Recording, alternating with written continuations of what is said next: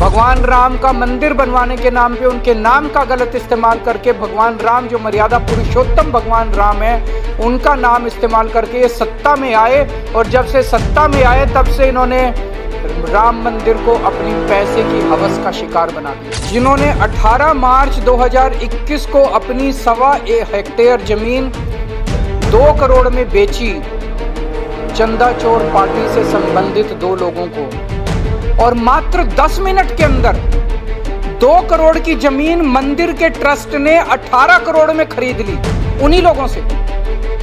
पाठक परिवार ने 2 करोड़ रुपए में जमीन घर बेची और 10 मिनट के अंदर ट्रस्ट ने चंदा चोर पार्टी के लोगों से 18 करोड़ में जमीन खरीद ली। इसका मतलब 16 करोड़ रुपए ट्रस्ट ने भगवान राम के साइफन ऑफ कर दिए। हिंदुओं ने चंदा चोर पार्टी को प्यार देने में कोई कसर नहीं छोड़ी,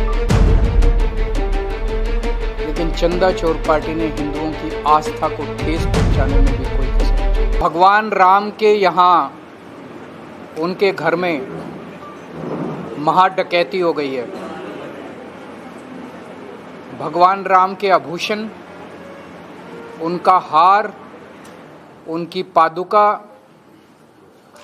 उन पे चढ़ाए गए चांदी, सोना, हीरे, जवाहरात, करोड़ों अरबों रुपए का कैश और ना जाने क्या क्या भगवान राम के घर से चोरी हो गया है। और इस चोरी में बहुत बड़े बड़े राक्षस शामिल हैं। भगवान राम पे करोड़ों करोड़ों लोगों की आस्था है। उन करोड़ों लोगों की आस्था को ठेस पहुंची है। लोग आहत हुए हैं। मैं स्वयं बहुत आहत हुआ और इसीलिए आज मैं भगवान राम के दर्शन करने के लिए राम मंदिर गया। जिन लोगों ने चोरी की है, जो इस महाडकैती में शामिल हैं, बदकिस्मती से उन्हीं को कार्रवाई भी करनी है।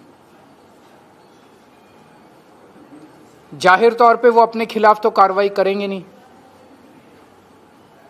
तो वो अपने को पूरी तरह से अपने को बचाने में लगे हुए हैं। ये जो फर्जी एसआईटी बनी, अब कल फर्जी एफआईआर हुई, उस फर्जी एफआईआर में 8 छोटे छोटे प्यादों को आरोपी शामिल किया गया। कोई बड़े नाम नहीं है। तो फर्जी एफआईआर, फर्जी एसआईटी, तो एक तरफ तो इतनी बड़ी महाडकैती हुई और दूसरी तरफ इसमें जितने बड़े बड़े राक्षस शामिल हैं उनको बचाने की कोशिश की जा रही है। ये एक तरह से सभी हिंदुओं के जले पे नमक छिड़कने वाली बात है। लोगों का कहना है कि उन्हें तब तक उनकी आत्मा को शांति नहीं मिलेगी जब तक इन चोरी करने वाले लोगों को, बड़े बड़े लोगों को सरेआम फांसी की सजा नहीं दी जाएगी। मैं आपको 2 उदाहरण देता हूं ये दिखाने के लिए कि किस तरह से लोगों के विश्वास को ठेस पहुंची है। सिंधी एसोसिएशन ने 26 जनवरी 2021 को 200 किलो चांदी दान में दी। उन्होंने दान दी, उन्हें रसीद नहीं मिली, उन्होंने रसीद की जिद भी नहीं की। उन्हें पूरा यकीन था कि भगवान के यहां चंदा चढ़ा रहे हैं, इसमें रसीद की क्या जरूरत है। बहुत लोग जाते हैं भगवान के यहां चंदा चढ़ाते हैं, रसीद कौन मांगता है। 5 साल हो गए, उन्होंने कभी रसीद की जिद नहीं की।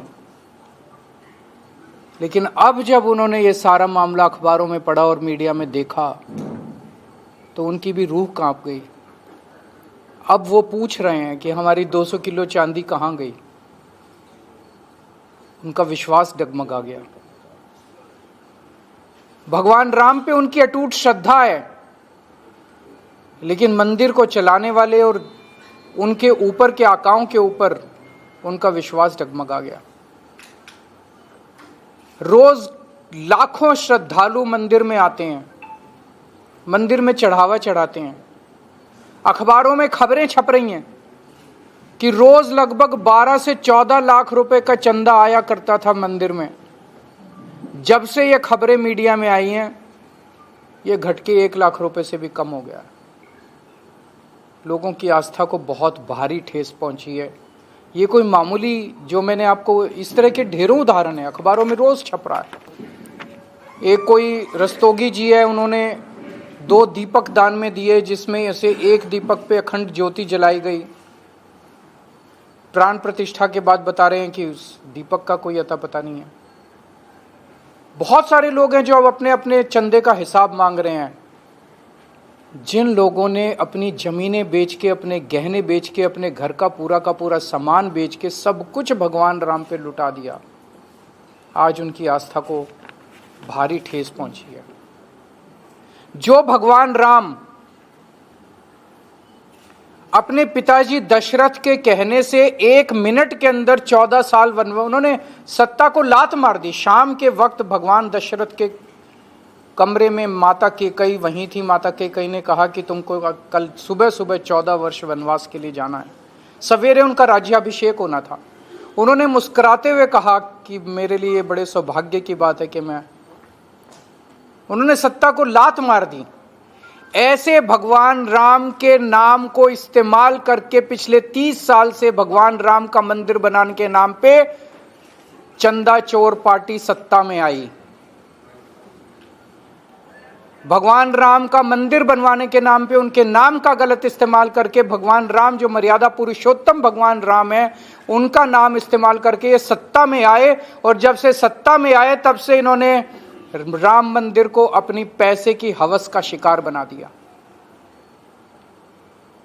कितना चोरी हुई है, कितनी चोरी हुई है, रोज कुछ ना कुछ निकल रहा है। एक जमीनों की चोरी हुई है, जमीनों के जरिए इन्होंने पैसे को साइफन ऑफ किया है। एक सबसे नेट पे चले जाइए, एक उदाहरण जो आपको आपके रोंगटे खड़े कर देगा।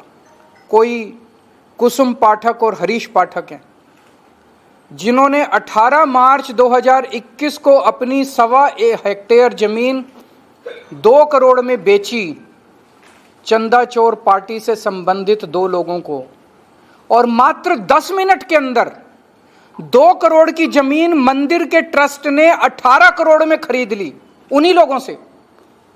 पाठक परिवार ने 2 करोड़ रुपए में जमीन बेची और 10 मिनट के अंदर ट्रस्ट ने चंदा चोर पार्टी के लोगों से 18 करोड़ में जमीन खरीद ली। इसका मतलब 16 करोड़ रुपए ट्रस्ट ने भगवान राम के साइफन ऑफ कर दिए। और ये अकेला उदाहरण नहीं है, ऐसे ढेरों उदाहरण है।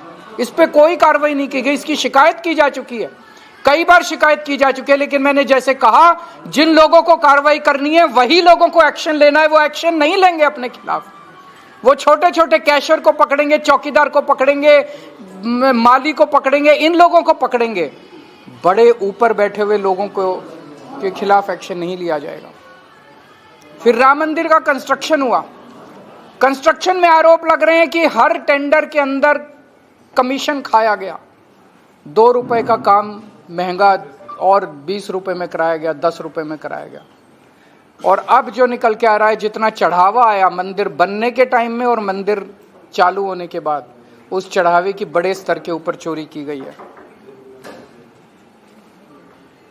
हिंदुओं ने चंदा चोर पार्टी को प्यार देने में कोई कसर नहीं छोड़ी, लेकिन चंदा चोर पार्टी ने हिंदुओं की आस्था को ठेस पहुंचाने में भी कोई कसर नहीं छोड़ी। जो ठेस, जिस तरह का धोखा चंदा चोर पार्टी ने हिंदुओं को दिया है, शायद ही भारत के इतिहास में किसी ने हिंदुओं के साथ इतना बड़ा छल किया होगा। ये जो ट्रस्ट है, ये इनका, इस ट्रस्ट के जो मेंबर हैं, ट्रस्टी हैं, वो सारे इनके। मंदिर का जो मैनेजमेंट है, वो सारा इनका। मंदिर में बहुत बड़े पैमाने के ऊपर चोरी हुई, बहुत बड़ी महाडकैती हुई, और अब उस डकैती पे पर्दा ढांकने का काम भी यही लोग कर रहे हैं। इतने बड़े स्तर के ऊपर रोज चोरी हो रही थी। क्या बड़े लोगों को पता नहीं था? जो बड़े लोग कह रहे हैं कि नहीं इसमें तो कैशियर है, नहीं इसमें तो ये इन्वॉल्व है, बड़े लोगों को पता नहीं था? रोज जैसे किसी मंदिर में मान लीजिए कोई मूर्ति चोरी हो जाए, वो तो चलो एक घटना हुई, किसी ने ताला तोड़ दिया मंदिर में मुख्य, लेकिन जहां पे रोज चोरी हो रही है, रोज इतने बड़े स्तर पे चोरी हो रही है, शिकायतें हो रही हैं, 8 महीने के सीसीटीवी कैमरे की रिकॉर्डिंग गायब कर दी गई, तो इसका मतलब ये बहुत ऊपर तक की बात है, बहुत ऊपर तक की बात है। तो जो मेन प्रश्न यहां उठता है, ये देश जानना चाहता है, पूरा हिंदू समाज जानना चाहता है, सब लोग जानना चाहते हैं कितने करोड़ रुपए, कितने अरब रुपए की चोरी हुई और वो सारा पैसा गया कहां। वो सारा पैसा ये 8 कैशियर नहीं ले गए जिनके खिलाफ आज एफआईआर हुई है। अरबों रुपए की चोरी का पैसा गया कहां, अयोध्या के बाहर गया, कहां गया। अरबों अरबों रुपए का पैसा जो चोरी हुआ, जो सारे हीरे जवाहरात चोरी हो गए जिनका कोई अता पता नहीं, चांदी चोरी हो गई, पादुका चोरी हो गई, हार चोरी हो गया, भगवान के आभूषण चोरी हो गए, वो सारा पैसा कहां गया, उस पैसे का डेस्टिनेशन कहां है। बहुत ऊपर तक है इसके तार, बहुत ऊपर तक है। 18 दिन हो गए ये जब चोरी सामने आई है। एफआईआर करने के अंदर, जब मैं कल उतरा लखनऊ एयरपोर्ट अयोध्या की तरफ आ रहा था, एफआईआर उसके बाद हुई है। एफआईआर करने के लिए इतनी जद्दोजहद करनी पड़ी। और कल मैंने एक सुना मामला, जब मैं सोशल मीडिया पे पढ़ रहा था, आप मीडिया वालों ने चलाया, प्रधानमंत्री कार्यालय ने चंपत राय से उनके रिकॉर्ड मांगे, हिसाब किताब मांगा, चंपत राय ने मना कर दिया देने से। सोच सकते हैं, प्रधानमंत्री मोदी जी ने चंपत राय से रिकॉर्ड मांगे और चंपत राय ने मना कर दिया। इस देश में एक ऐसा व्यक्ति भी है जो मोदी जी को मना भी कर सकता है। वो मोदी जी ने मान लिया, रिमाइंडर भी नहीं भेजा, मान भी लिया। इसका मतलब आप सोच सकते हैं कि तार कहां तक हैं। चंपत राय के पास ऐसी क्या जानकारी है जिसके सामने मोदी जी भी बेबस हैं। एक बड़ी इंटरेस्टिंग बात है, अभी तक जिस चंदा चोर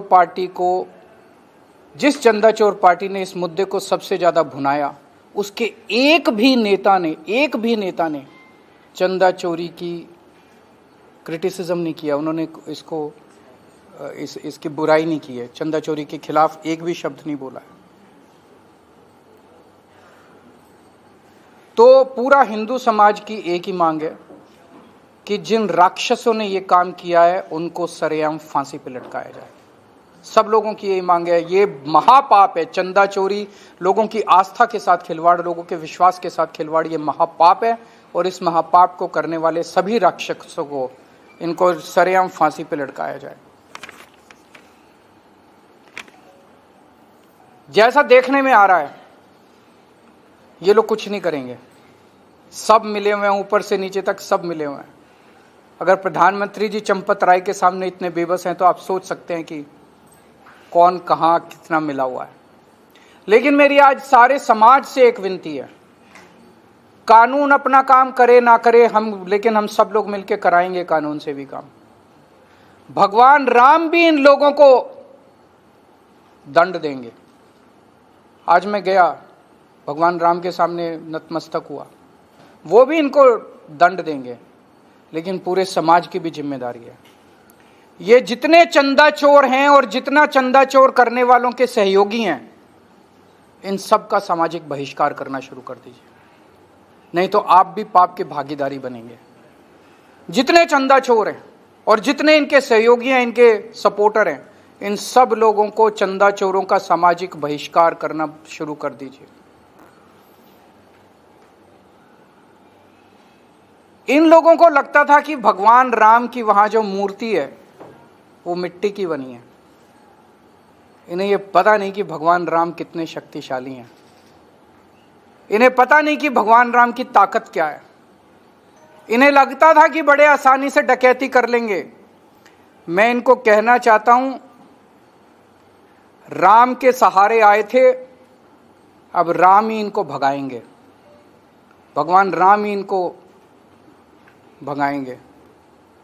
हमारी सबकी मांग है, पूरे हिंदू समाज की मांग है कि ये जो ट्रस्ट के अंदर नेता बैठे हैं, अफसर बैठे हैं, इनका मंदिर से क्या लेना देना है? ये क्यों बैठे हैं? इन्होंने अपने प्यादों को बिठा रखा है। आज हम हनुमानगढ़ी गए थे। हनुमानगढ़ी को साधु संत संचालन करते हैं। साधु संत निर्मोही होते हैं, उन्हें कुछ लेना देना नहीं। हनुमानगढ़ी में करोड़ों करोड़ों का चंदा चढ़ता है, आज तक एक नए पैसे का आरोप नहीं लगा, और कितनी दशकों से चढ़ रहा है, सदियों से चढ़ रहा है। भगवान राम के मंदिर को भी साधु संतों को, धर्म आचार्यों को सौंपा जाए। इन अफसरों को और नेताओं को इसके चंगुल से हटाया जाए। इस ट्रस्ट के अंदर केवल और केवल धर्माचार्यों को, जो उन्हीं को उस पर रखा जाए। और मैं लोगों को कहना चाहता हूं, जो राम के नहीं हुए वो आपके क्या होंगे? जिन्होंने भगवान राम को लूट लिया वो आपके क्या होंगे? कुछ अंधभक्तों को लगता था कि ये लोग बड़े ईमानदार हैं, कुछ अंधभक्तों को इनकी ईमानदारी पे बड़ा भरोसा था। वो अंधभक्त जान लें, जिन्होंने राम को नहीं छोड़ा वो राष्ट्र को क्या छोड़ेंगे। तो मैं पूरे देश से अपील करना चाहता हूं, सब लोगों को ये धर्म युद्ध है, सब लोगों को उठना पड़ेगा, सब लोगों को खड़ा होना पड़ेगा, और सब लोगों को ये धर्म युद्ध की लड़ाई लड़नी पड़ेगी। आज मैं तो कसम खा के आया हूं भगवान राम के मंदिर में कि जब तक इन राक्षसों को फांसी पे नहीं चढ़वा दूंगा, मैं चैन की सांस नहीं लूंगा। अगर आपके एक दो प्रश्न है तो। सीएम योगी ने कहा है कि एक सज्जन, बिना नाम लिए कहा, एक सज्जन अयोध्या गए हैं जो दिल्ली को बर्बाद किया है। क्या मैं योगी जी को कहना चाहता हूं, महाराज जी, ये जो चंदा चोर हैं, ये आपको भी हटाने का पूरा षड्यंत्र रच रहे हैं, आपकी भी कुर्सी के पीछे पड़े हैं। आप महापाप करने वालों का साथ क्यों दे रहे हैं? मेरा जो संघर्ष है कि जो चंदा चोर हैं उन लोगों को, इन राक्षसों को सरेआम फांसी दी जानी चाहिए, इसमें मेरा साथ दीजिए, इन महापापियों का साथ मत दीजिए। अनैतिकता, नैतिकता, इनकी नैतिकता, इस्तीफे, ये तो बड़ा आसान है। मैंने एक पैसे का चोरी नहीं की थी, इन्होंने मेरे को जेल भेज दिया, मनीष सिसोदिया को जेल भेज दिया, सबको जेल भेज दिया। जिन लोगों ने महा डकैती कर दी प्रभु श्री राम के घर में, उनके क्या इस्तीफे से खुशी मनाई जानी चाहिए? पहली चीज तो उनको सरेआम फांसी पे चढ़ाना चाहिए, और दूसरी चीज उनके ऊपर वालों को कौन करेगा? ये तो केवल जरिया थे। मैंने कहा इस पूरी लूट का पैसा पहुंचा कहां है? क्या इनके घरों में है या इन्होंने कहीं और डिलीवर किया? इनकी पूरी लूट का पैसा किसके पास है? कितना पैसा लूटा और कहां गया? ना एफआईआर में और ना ही एसआईटी के किसी उसमें चंपत राय का नाम नहीं आ रहा है। एफआईआर में भी नाम नहीं। बिल्कुल, मैं तो कह ही रहा हूं कि जिस तरह से पूरे मामले को, बड़े बड़े राक्षसों को बचाने की कोशिश की जा, एक्चुअली प्रॉब्लम यह है कि जिन लोगों को एक्शन लेना है वही लोग इसमें लिप्त हैं। वो अपने खिलाफ एक्शन, वो अपने को बचाने की कोशिश, ये कहना गलत है कि बड़े लोगों को बचाने की कोशिश की जाए, वो अपने को बचा रहे हैं ये लोग। तो जो पहले तो लूटा और उसके बाद फर्जी एफआईआर और फर्जी एसआईटी करके, ये एक तरह से जले पे नमक है पूरे हिंदू समाज को। लगातार कई एफआईआर कॉपी, कई तहरीर दी गई, लेकिन एफआईआर जो दर्ज हुई वो ट्रस्ट के ही तहरीर पे दर्ज हुई। सब मतलब लोगों की आंखों में धूल झोंकने का। मेरे को ये बताइए, 2021 में अगर एक जमीन 2 करोड़ की 10 मिनट के अंदर 20 करोड़ में खरीद ली जाती है, उसके ऊपर अभी तक गिरफ्तारी क्यों नहीं हुई? खरीदने वाले और बेचने वाले इन्हीं की अपनी पार्टी के लोग थे। इत्तेफाक इसमें यह है कि संजय सिंह ये एसआईटी के सामने पेश होते हैं और आप अयोध्या आते ही उनमें एफआईआर भी होती है, गिरफ्तारी भी। तो क्या माना जाए, केजरीवाल जी के डर से हो रहा है? देखिए, मैं बहुत छोटा व्यक्ति हूँ, मैं भगवान राम का भक्त हूँ, मैं हनुमान जी का भक्त हूँ, मेरा दिल बहुत आहत है, मैं एक मिशन के लिए निकला हूँ। मैं भगवान से केवल यही प्रार्थना करता हूँ कि मैं अपने मिशन में कामयाब हूँ। अभी तो शुरुआत हुई है।